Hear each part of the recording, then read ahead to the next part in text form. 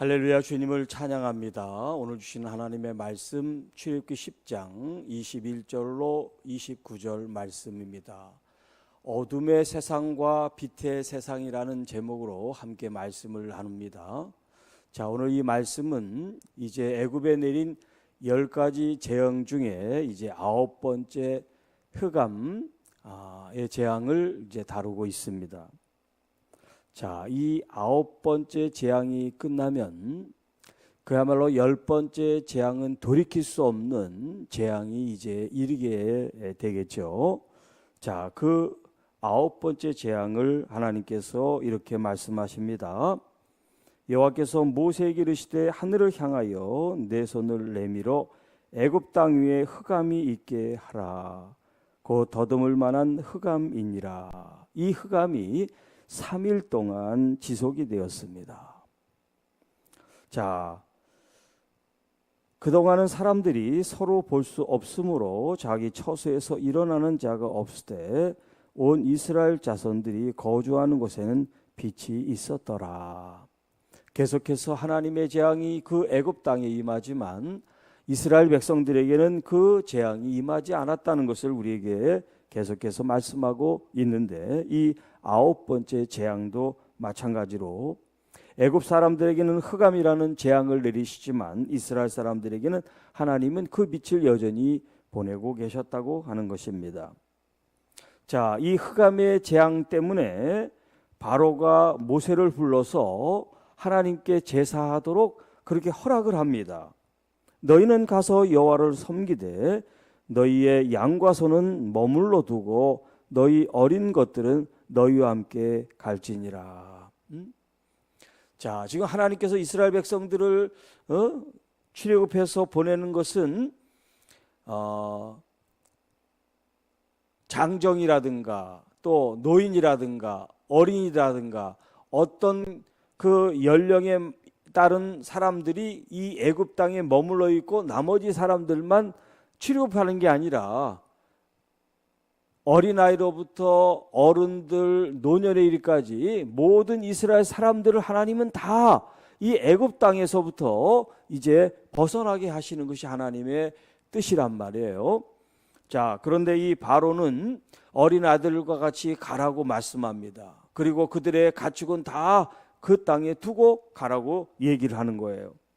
자, 그러니까 모세가 왕이라도 우리 하나님 여호와께 드릴 제사와 번제물을 우리에게 주어야 하겠고 우리의 가축도 우리와 함께 가고 한 마리도 남길 수 없으니 이는 우리가 그 중에서 가져다가 우리 하나님 여호와를 섬길 것이며 또 우리가 거기에 이르기까지는 어떤 것으로 여호와를 섬길는지 알지 못함입니다. 자, 이 말은 지금 가축을 다 놓고 가라고 그러니까 모세가 하는 얘기가 당신이 왕일지라도 우리가 예배하는 그 하나님께 드릴 제물을 동물을 줘야 되는 판인데 우리가 갖고 있는 제물까지 다 두고 가라는 게 말이 되냐.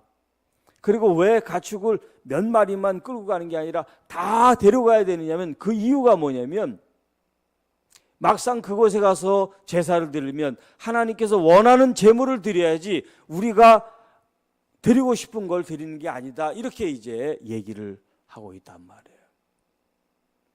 그러니까 이 바로 왕이 들으니까 그 말이 맞잖아요. 우리는 우리가 드리고 싶은 대로 드리지만 하나님께서는 정말 원하는 건 하나님이 원하시는 제물을 받기 원하신단 말이에요. 자, 결국 그렇게 얘기를 하지만 여호와께서 바로의 마음을 완악하게 하셔서 그들을 보내기를 기뻐하지 않았다. 그리고 그동안 하지 않았던 말을 바로 왕이 이 모세에게 합니다. 28절. 자, 너는 나를 떠나가서 스스로 삼가 다시 내 얼굴을 보지 말라. 내가 내 얼굴을 보는 날에는 죽으리라. 자, 이 바로 입장에서 이 모세가 얼마나 고통스러운 존재인지 몰라요. 계속해서 이 애굽 땅에 재앙을 내리는데 이 모세가 지금 하나님의 대리인으로 지금 그 일을 행하고 있으니까 그 사람을 보기가 싫다는 거예요. 그리고 다시 보면 그를 죽이겠다고까지 얘기를 합니다. 자, 모세가 이르되 당신이 말씀하신 대로 내가 다시는 당신의 얼굴을 보지 아니하리다. 그런데 이게 끝이 아니라 또 본단 말이에요. 자, 그러니까 서로 말을 극단적으로 하지만 사실은 계속해서 이제 또 만나게 되죠. 자, 하나님께서는 그럼 왜 9번째 재앙으로 이 암흑의 재앙을 내리셨을까 하는 거예요. 자, 당시 이 애굽은요, 매일매일 이제 떠오르는 태양을 보면서 제사를 드렸어요. 이제 태양신을 라라고 하는 신을 섬겼는데, 그 태양신을 이제 섬기는 무슨 사제도 있고 제사장도 있고 뭐 여러 가지 그 사람들이 이제 있겠지만, 이 이스라엘 애굽 사람들이 뭐 다 제사를 드리는 건 아니래도 그 제사가 드리는 걸 통해서 우리가 오늘 하루도 태양신 때문에 복을 받고 또 어떤 농작물이 잘 되고 가축들이 잘 키워지고 이런 염원들과 생각들을 가지고 있단 말이에요. 그들이 태양을 숭배하니까. 자, 그런데 지금 모세가 하늘을 향하여 흑암이 있으라고 선포할 때 태양빛이 가려져서 그들에게 3일 동안 흑암이 내렸단 말이에요.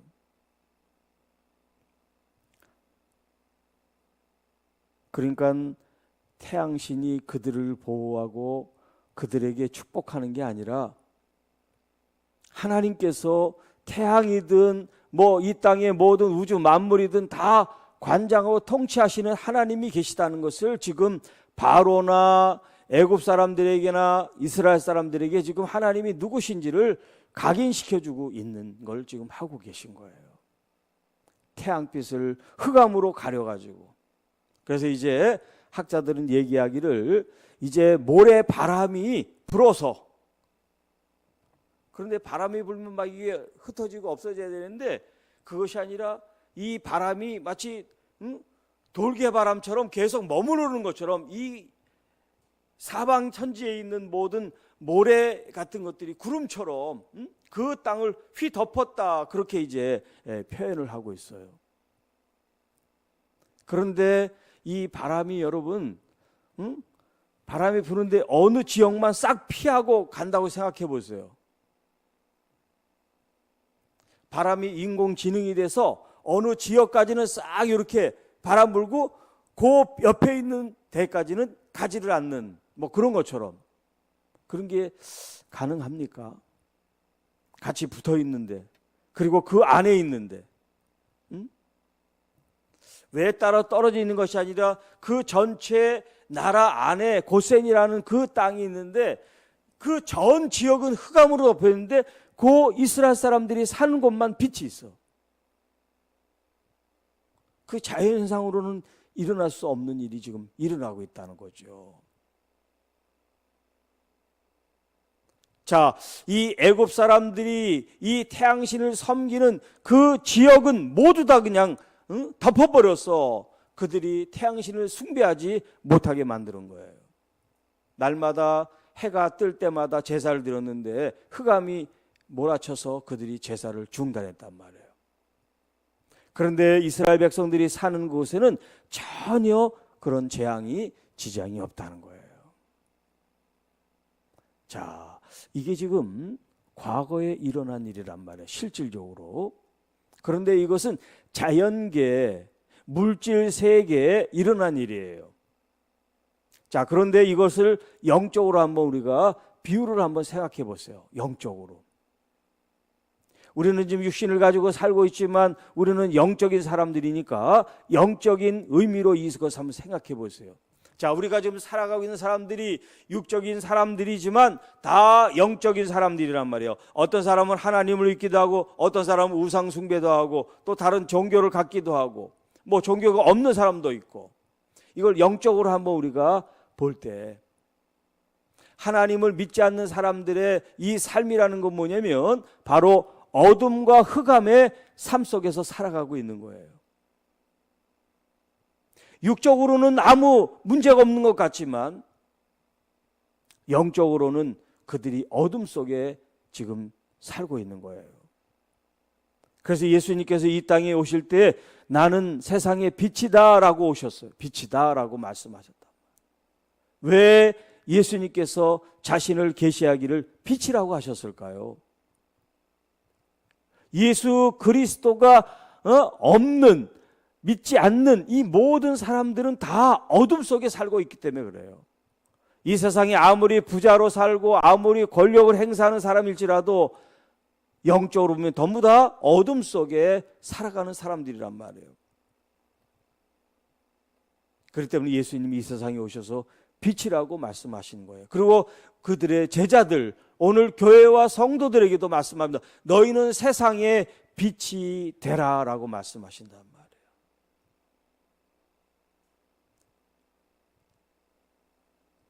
우리 속에 하나님이 아닌 어떤 대상이 우리 신앙 혹은 믿음의 주체가 된다고 하는 것은 뭐냐면 다 어둠의 일을 지금 하고 있는 거예요. 어둠의 일. 우상 숭배가 어둠의 일이에요.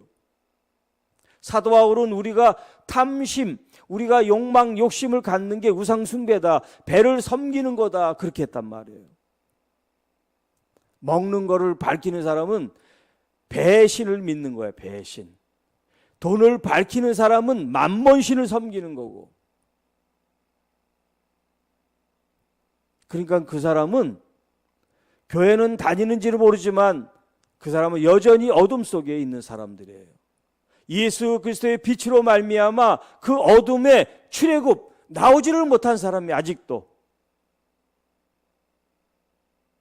그래서 주님께서 다시 오실 때 믿는 사람들을 보겠느냐? 그렇게 주님을 믿는 사람들이 적다는 얘기예요. 주님 오실 때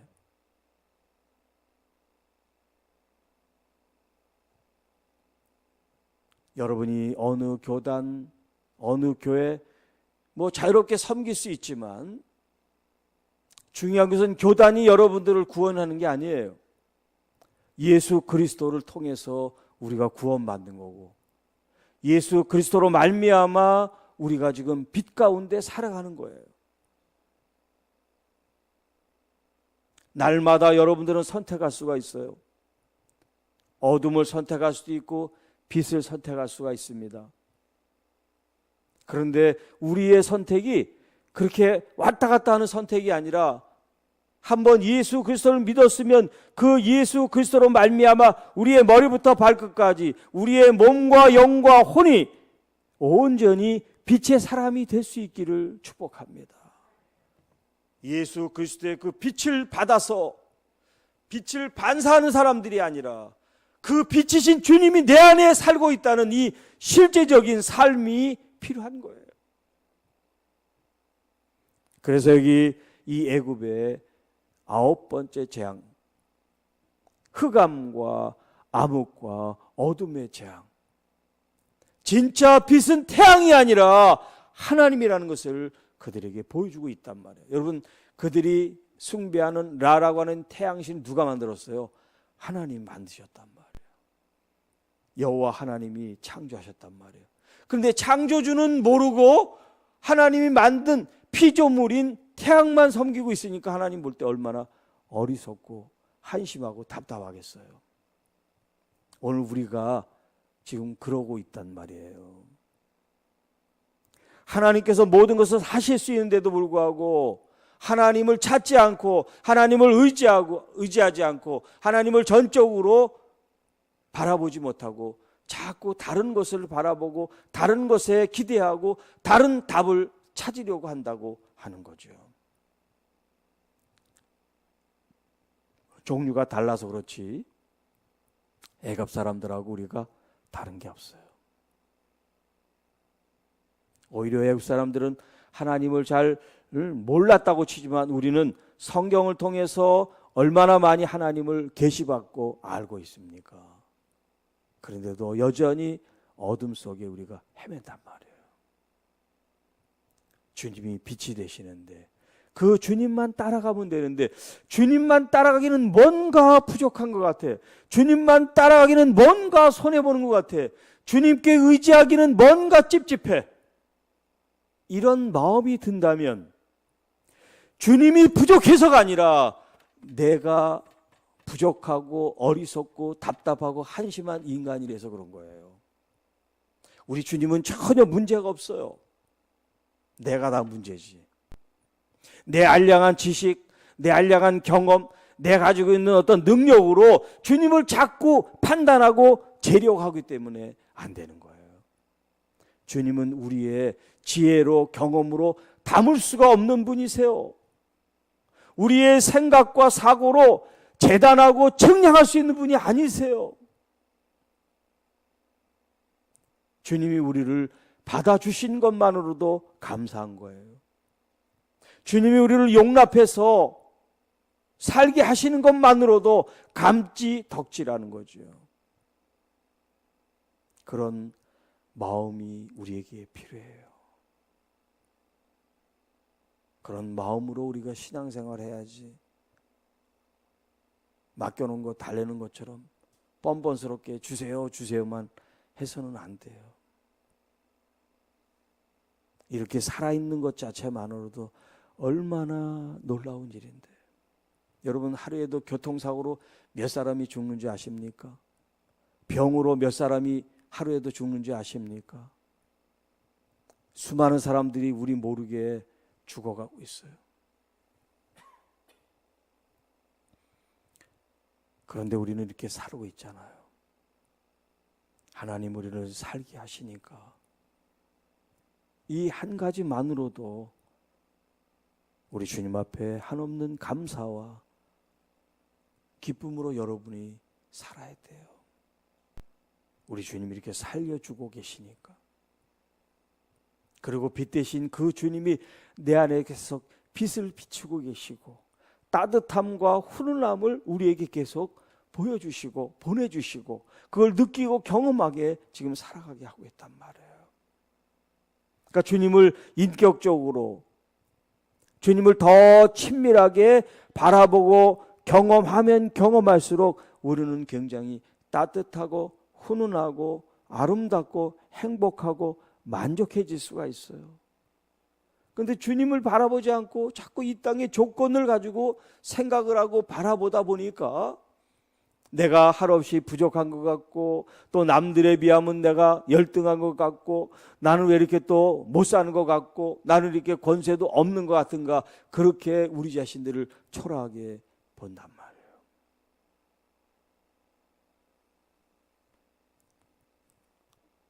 우리 주님 한 분으로 만족한 삶을 여러분들이 찾기를 바랍니다.